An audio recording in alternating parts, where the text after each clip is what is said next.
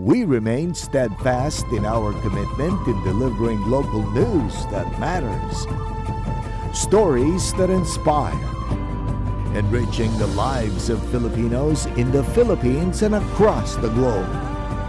This is your GMA Regional TV. Buong puso para sa Pilipino. Pampasaherong jeep nagtagilid. Sarong estudyante gadan sa insidente. Duwang persona sa Masbate gadan makalihis makuryente. Asin social pension para sa solo parents sa Naga City, hurot na maitao sa masunod na taon. Ini ang GMA Regional TV Balitang Bicolandia.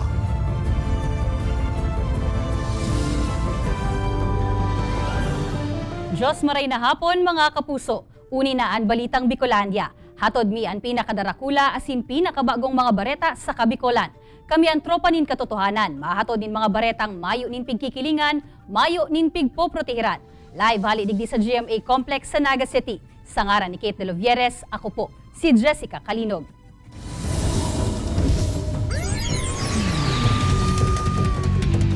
College student gadan kan mada tuganin jeep sa Balatan, Camarines Sur. Anom na iba pang lunad kan bihikulo lugadan man. Mantang 59 anyos na lalaki sa Tigaon, Camarines Sur, gadan man kan mabudalan nin truck makalis magbalyo sa tinampo. Uya ang report ni Chris Novello. Gadan ang sarong lalaking college student mantang anom na iba pa ang lugadan makalis magtagilid.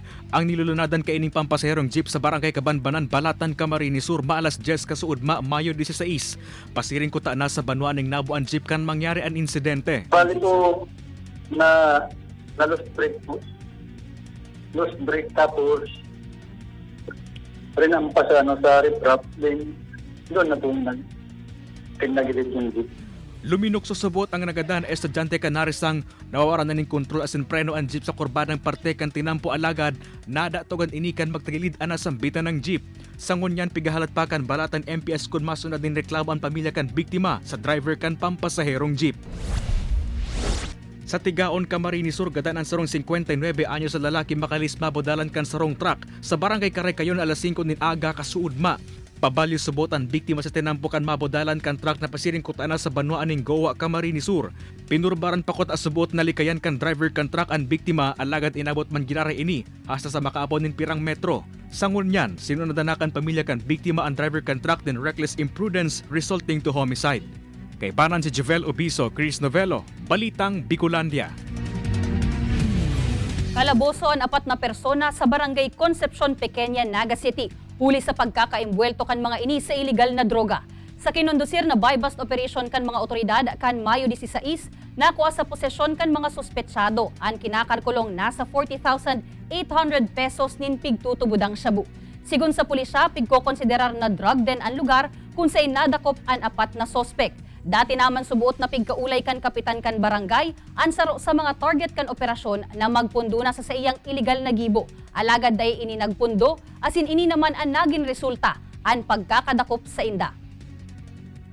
Igwa kitang magkalipin si target adigdiyo Kasubanggi and Kasubanggi may 2 pa sindang bisita na nagagamit man duman sa itong magkalipin, sa lugar itong magkalipin. Sana po itong mga taga Concepcion Pequeña na nagigibo pakayan asin dahil pa nagpupurundo sa hiling ko po ngunyan po ang panahon na magpundo na po kamo. Ta kami po digdiyo ni Sir John Adan ang admin ta asin ang konseho ta seryoso po kami sa pagpundo kan droga digdi sa Concepcion Pequeña. Pirang paraoma sa San Fernando, Camarines Sur, pighahandalan ang paabot na tig-uran kasabay kan sa indang sunod na taranuman. Uya ang report. Sa tao kan alang na umahang ini sa Barangay Rizal, San Fernando, Camarines Sur. Mangalas ka, taigwanin baroto. Kababaan ang lugar na ini kun minabaha lampas pasubuot sa habayan, lubog an umahan. Kaya ang stainless na barotong ini nakaantabay sa nang permita kun magbaha man, igwanin malulunadan kan mga ginusing paroy, paluwas sa kasentrohan.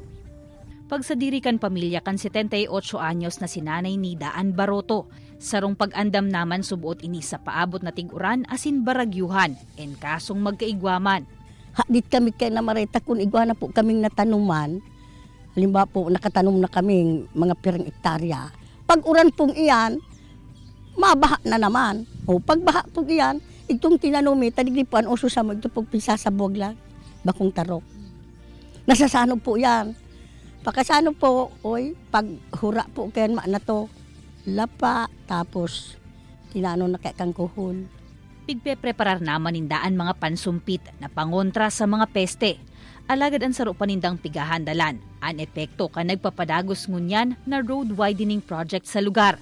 Huli kaya digdi, pwedeng maglangkaw pa ang tubig baha, asin mas haloy na matipon sa saindang mga umahan. Sigun sa Municipal Agriculture Office kan San Fernando, parte kan Bicol River Basin an Banwaan, kaya kun may makusog na uran, yaon talaga an huma kan pagbaha sa mga kababaan.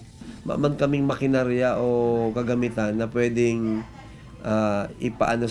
ipagamit sa to yung mga farmers. Pero alam ko igwas ng mga inabot na turbine, na pump, na once na nakakaigwa ng pagbaha dahil na toom, pwede nang bumbawon ito, paluwason. Kaso kung ang kataid maninda apektado man, so dahil mo yan magigibo. So talagang mahalat kita na magbaba ito, naturally mag-subside ang tubig. Nagpapadagos pa man ang road widening project kan DPWH sa porsyon kan San Fernando, asin posible pang mabugta kanin kale na buwelong mabubulusan kan tubig. An piga-abiso kan opisina sa mga paraoma, iyuman giraray an pag-apply nin crop insurance pakatanom. Siring man nanganing makalikay sa pamemeste kan kino, obserbaran ang synchronous o sarabay na pagtanom nin paroy. Kaibanan si Gerald Gandia, Jessica Kalinog, Balitang Bicolandia.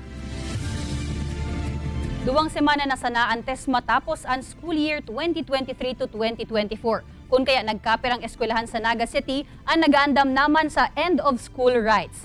DepEd inabisuhan ang mga eskwelahan na dapat indoor gibuhon ang recognition as in graduation exercises. Ang detalye aramon ta sa pagtutok live ni Chris Novelo. Chris?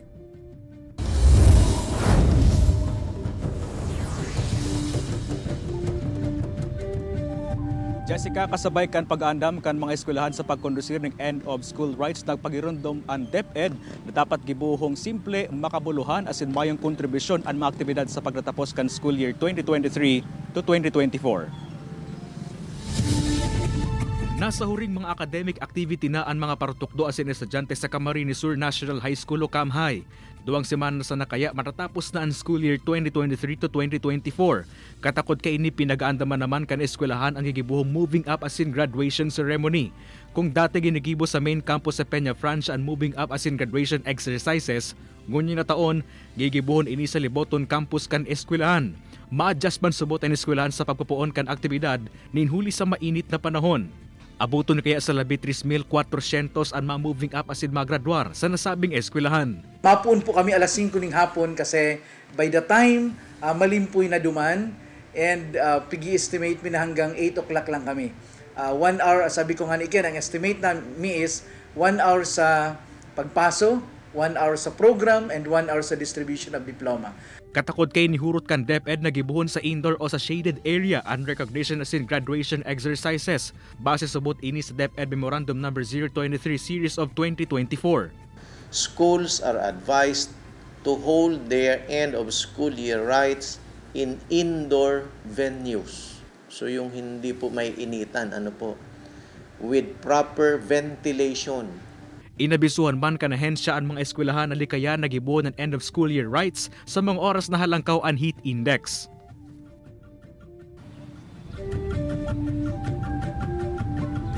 Jessica, kung mababalikan imbes June 14, 2024, ang end of school year hinirayan kan DepEd sa May 29 ngunya na taon. Partihan kan ginigibong lakdang kanahensya nganing maibalik tulos ang old school calendar. Jessica?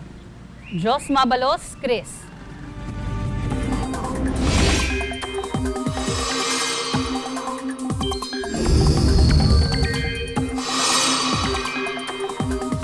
Mga kapuso, magkahalong init asin uran pa ang may eksperyensyahan sa manibaybang lugar. Apektado kan shear line ang extreme northern Luzon, mantang padagos ang paghuyop kan easterlies sa natatadang parte kan nasyon. Sa datos kan Metro Weather, may tsansa nin uran sa Camarines Norte, Camarines Sur, Masbate asin Sorsogon. Posible man ang localized thunderstorms sa iba pang parte kan Luzon asin Mindanao. Ini ang GMA Regional TV Balitang Bicolandia. Ini ang GMA Regional TV Balitang Bicolandia.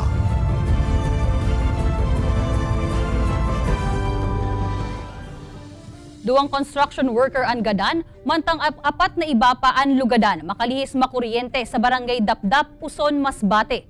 Sa report kan kapulisan, lunad kan boom truck ang mga biktima na nagtatrabaho sa pigigibong tinampo sa lugar. Alagad biglang nakabanggaan piglulunadan kan mga ini sa poste kan telco, hasta sa nagtama sa live wire kan Maselco na naging rason man para makuryente ang mga biktima. Binawianin buhay ang duwa, mantang nagpaparahay pa ang apat sa ospital. Sa ngunyan, nagpapadagos pa ang investigasyon kan kapulisan sa insidente, nganing maaraman kung si Isay an may paninimbagan sa nangyari.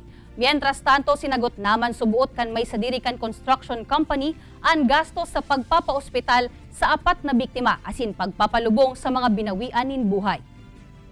So far po, ano po natin kung ano ang resulta ng investigation kasi under investigation pa po hanggang ngayon.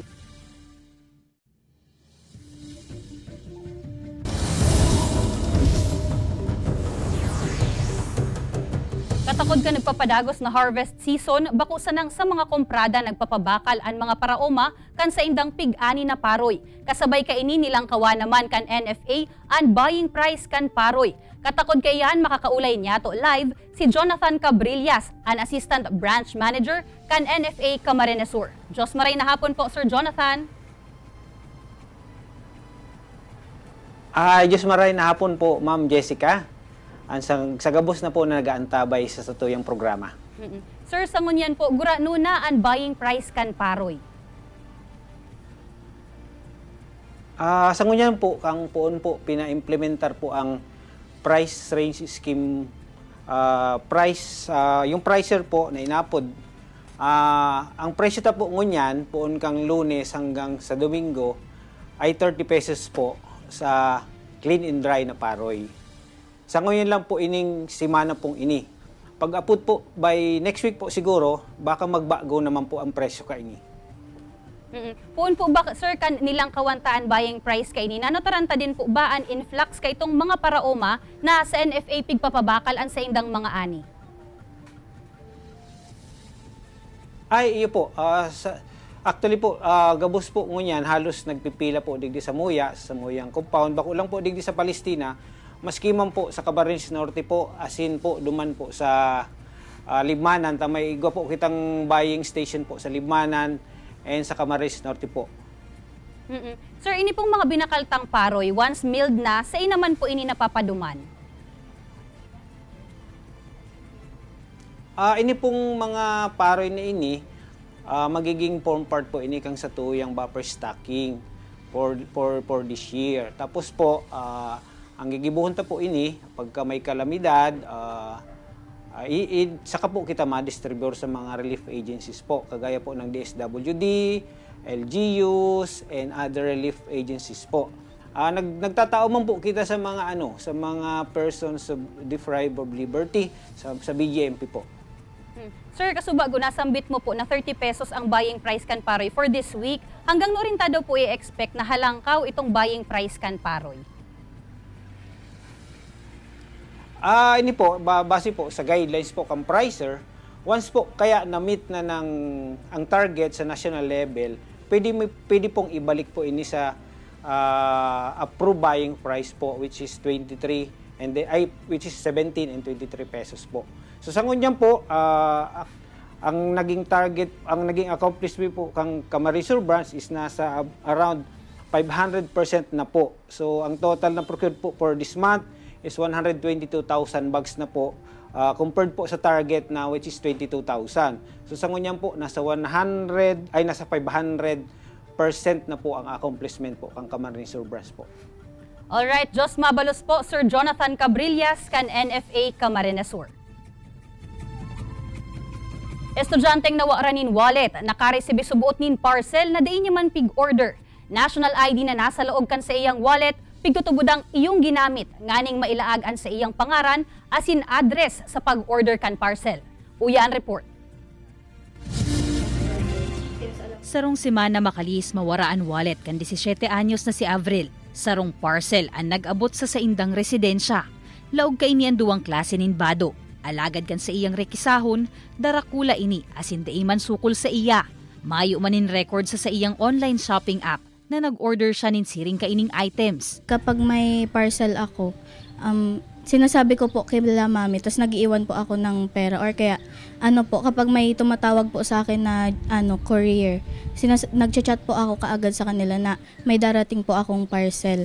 Kaso kahapon po, pag uwi ko, sabi po ni mami, may parcel daw po ako na 375. Sabi ko, wala po akong in-order na ganun. Dumana na isipan ni Avril na baka ginamit kan ibang tao ang mga detalye sa iyang national ID sa pag-order kan parcel an sa iya kayang national ID. Yaon sa laog kan wallet niyang nawara. Hindi ko po alam, baka yung nakapulot po nun. Kasi po nahulog ko po yun nung pagbaba ko po nun sa jeep nung Thursday. Sa may saing pong area? Doon po sa kalsada sa e-mall. Nai-report na ni Avril sa Barangay San Francisco ang pagkawara kan sa iyang wallet. Alaga de pa man ini nasususog. Nakikikoordinar naman sinda sa Philippine Statistics Authority Camarines Sur sa posibleng interbensyon sa iyang national ID. Nangangapodan man ang pamilya sa kung sisay man ang nakapurot kan wallet ni Avril na kung mapupwede, maibalik, miskian sa iya sanang national ID asin exit interview slip. Kaibanan si Gerald Gandia, Jessica Kalinog, Balitang Bicolandia. Ini ang GMA Regional TV Balitang Bicolandia. Ini ang GMA Regional TV Balitang Bicolandia.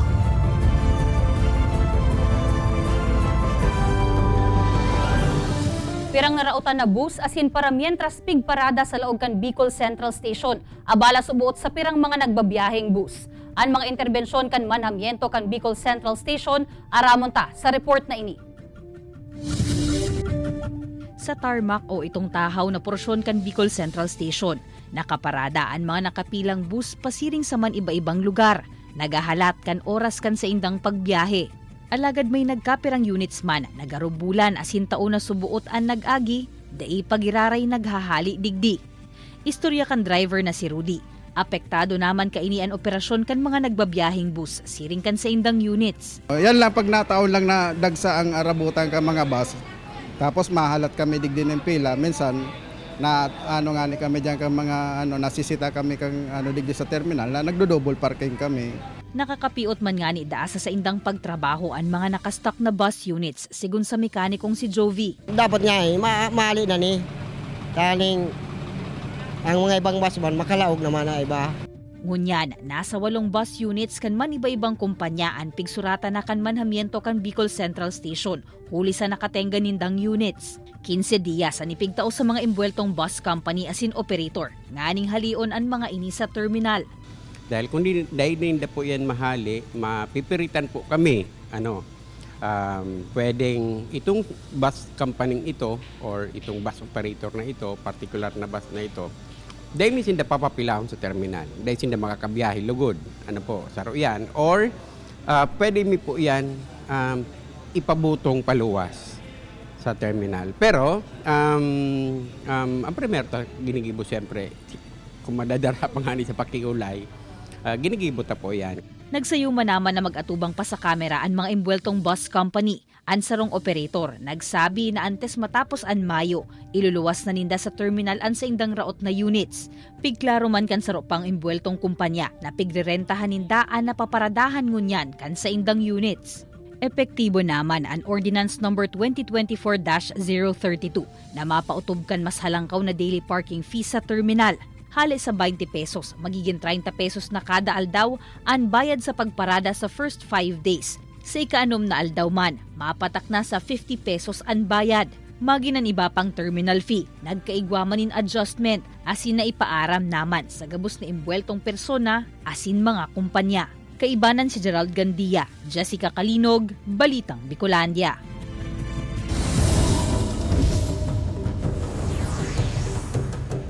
Dagdag bawas ang piglalauman na paghiro sa presyo kan mga produktong petrolyo sa masunod na semana. Makalihis kaya ang 4 na semana, posibleng maputol na ang rollback sa diesel asin kerosene. Sa 4-day trading kaya kan Department of Energy Oil Industry Management Bureau, posibleng maglangkaw ang kada litro kan diesel nin hasta 20 centavos per liter. Alagad kung mag-rollback man, posibleng nasa 10 centavos sanaan matatapyas.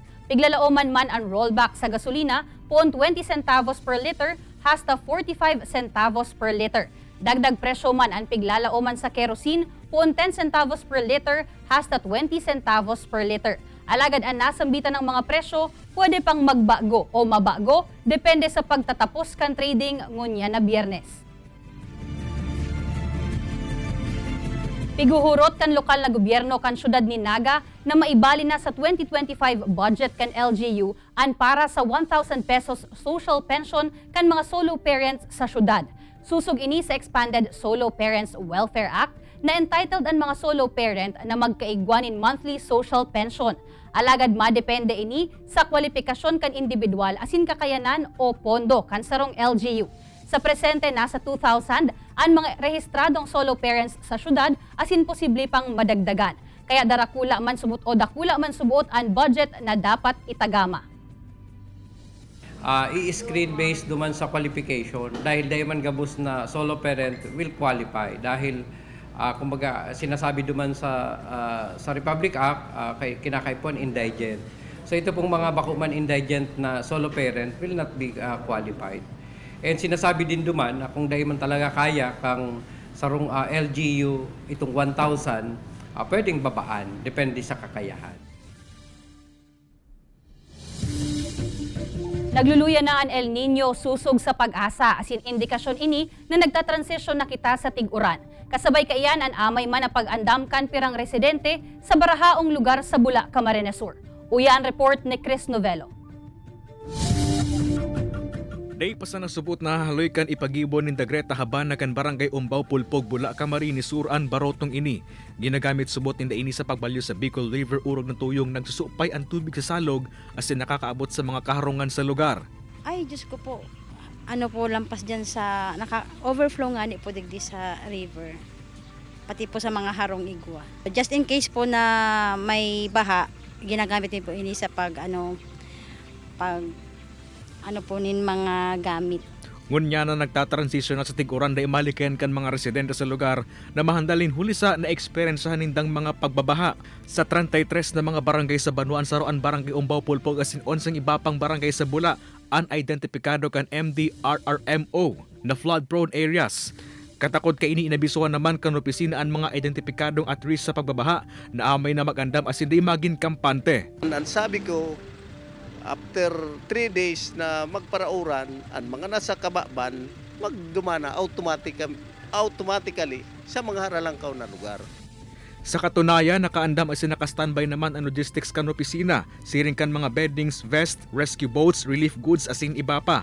Sa ibong kay nihurot man kan mga residente sa lugar, na mapalangkawan pa ang riprap nganing maibitaran ang pagsupay kan tubig sa Bicol River tuyong tig-uran. Nasa plano na, aloy na. May igdi, may igwa kaming master plan kan drainage system igdi para ma-address ang pangangaipukan mga low-lying areas. Kay banan si Javel Ubiso, Chris Novello, Balitang Bicolandia.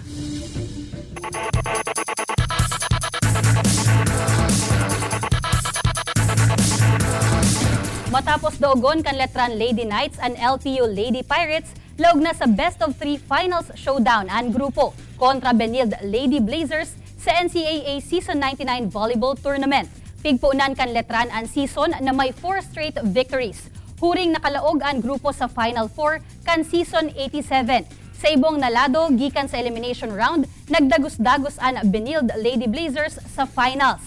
Iniyan sa indang ikatulong sunod na taon na piglang paso ang elimination round asin nakalaog na undefeated sa finals puon Season 97. Mientras tanto sa men's division, naguno kan EAC Generals ang best of 3 finals slot, makalihis daogon ang Letran Knights. kaya makakahampang nindaan undefeated Perpetual Altas.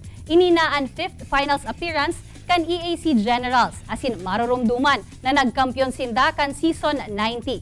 Mantang ang Perpetual Altas man madali nang malampasan ang elimination round sa ikalimang sunod na pagkakataon sa NCAA Men's Volleyball. En kasong mangganang unyang serye, bibistuon sinda como may pinakadakol na triumpo sa historya kan league na may 14 titles. Antabayanan ang finals game 1 kan NCAA Season 99 Volleyball Tournament sa Domingo, Mayo 19 o May 19 pon alas 12 nin udto sa GTV. Madadalan ang episode na ini asiniba pang pinakahuring lokal na bareta sa official website kan GMA Regional TV, www.gmaregionaltv.com. Pwede man kamong magbisita sa samuyang official YouTube channel, GMA Regional TV, asin i-click ang subscribe button para sa pinakamainit na bareta hali sa Manibaybang rehiyon. Mabalo sa mga kapusong Bicolanong nagantabay, magin sa mga kapuso niyato abroad. Inhulita sa GMA Regional TV, Local News Matters. Asin iyan ang pinakadakula asin mainit na bareta sa Kabikolan. Sa ngaran ni Kate De Lovieres, ako po, si Jessica Kalinog. Happy weekend mga kapuso! Kami, ang GMA Regional TV, Balitang Bicolandia. Bilog na puwersa para sa mas dakulang misyon asin mas mahewas na pagserbi sa nasyon.